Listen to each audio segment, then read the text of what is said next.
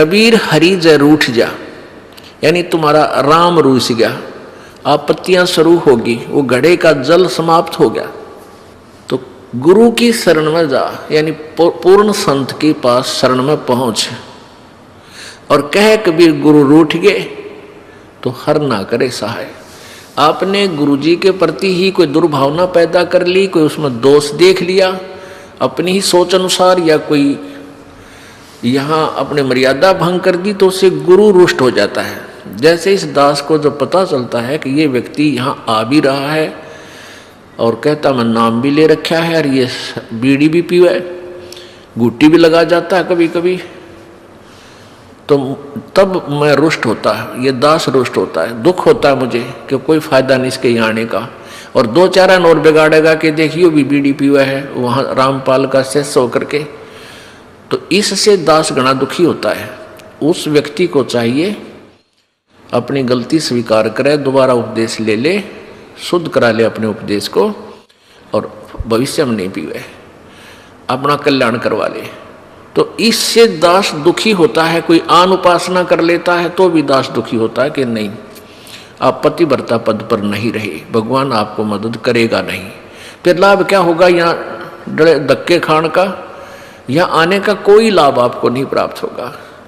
आपने यहाँ आए हो तो लाभ प्राप्त करो मालिक का, ऐसा लाभ दे देगा आप सोच भी नहीं सकते, आप चक्कर में पड़ जाओगे। क्या परमात्मा सचमुच ऐसे सुख दिया करता है? सुना करते थे, लेकिन आप यहाँ देखा करोगे, आप यहाँ महसूस करोगे। तो क्या बताते हैं, जय इब के सतगुरु मिले, सब दुख आँखों रो, चरणों ऊपर शीस धरूं, कहूं जो कैडी हो। कबीर साईं मिलेंगे, पूछेंगे कुशलात, आदि अंत की सब कहूं, अपने दिल की बात, गुरुजी तुम ना भूलियो। चाहे लाख लोग मिल जाएं, हमसे तुमको बहुत हैं, तुमसे हमको नाही, तुमरे विसारे क्या बने, मैं किसकी शरण में जाऊं। शिव ब्रंश मुनि नारद, इनके हृदय न समाऊं। अब गुण किए तो बहुत किए, करत न मनी हार, बावे बंदा बख्श दियो, बावे गर्दन उतारे। अब गुण मेरे बाप जी, बख्शो गरीब नवाज, जो मैं पूत कपूत हूँ, बहुर पिता को लाजे। मैं अपराधी जन्म का, नख सिक भरे विकार, तुम दाता दुख भंजना, मेरी करो संभाल। राम कृष्ण से कौन बड़ो, उन्हों भी गुरु कीने, तीन लोक के वे धनी, गुरु अग अधीन। परमपिता परमात्मा कहते हैं कि तुम राम कृष्ण को तो बहुत शक्तिशाली सुप्रीम परमात्मा मानते हो, इनसे बड़ा तुम किसी को नहीं मानते, लोक वेद के आधार पर। उसी उद्देश्य से परमात्मा समझाना चाहते हैं उन्हीं को उदाहरण दे करके कि तुम्हारी दृष्टि में राम कृष्ण जी से कोई बड़ा नहीं। तो उन्होंने भी गुरु बनाया। श्री रामचंद्र जी ने ऋषि वशिष्ठ जी को गुरु बनाया और श्री कृष्ण जी ने दुर्वासा जी को अपना गुरु बनाया, आध्यात्मिक गुरु।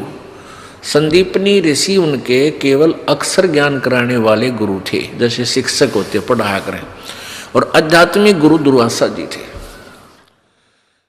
तो परमात्मा में ये बताना चाहते हैं कि राम कृष्ण से कौन बड़ा, और उन्होंने भी गुरु कीन, और तीन लोक के वे धनी, तीन लोक के मालिक, गुरु आगे अधीन।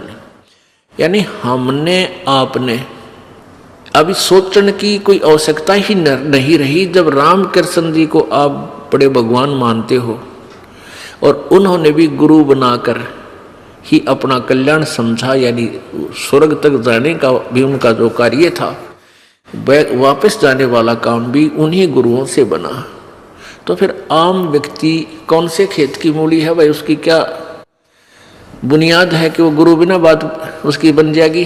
तो इसलिए एक तो ये पॉइंट क्लियर हो गया कि गुरु जी का होना अति आवश्यक है। फिर परमात्मा कहते हैं गुरु जी अब तुम क्या करते हो, राधे राधे श्याम मिला दे, हरे कृष्ण हरे राम हरे कृष्ण। कहते हैं 3 लोक सब राम जपत हैं और जान मुक्ति को धाम। और श्री रामचंद्र जी ने वशिष्ठ गुरु किया, उन्होंने दिया उनको ओम नाम। बता ले भाई, कर ले के करे। अब हम तो राम राम जपें, श्री रामचंद्र जी को सुप्रीम पावर मान के, और श्री रामचंद्र जी वशिष्ठ जी के पास जब गुरु बनाने गए, उन्होंने वशिष्ठ जी ने श्री रामचंद्र जी को ओम नाम दिया था जाप करने का। बता भाई, हम कहाँ खड़े कर रखे थे नकली गुरुओं ने। अब वो जिस नाम राम माना हो तो ओम का नाम जाप करे, हम राम राम करें। जैसे कोई व्यक्ति तो लड्डू खावे राम है, क्या खावे डले, कोई बात हुई या? यानी वही जैसे कोई काजू खावे बादाम खा रहा है और हम खाओ बादाम का छिलका। यानी राम शब्द जो है उसके अंदर गुप्त है वो मंत्र आम व्यक्ति नहीं कह सकता कि तू यो मंत्र जाप कर ले, फिर वो उसका गुरु बन गया। अगर किसी ने किसी को थोड़ा सा भी गुरु रूप में गाइड कर दिया तो वो ओरिजिनल गुरु से कटकर वो ऑटोमेटिक सिस्टम है कि वो गुरु बन गया।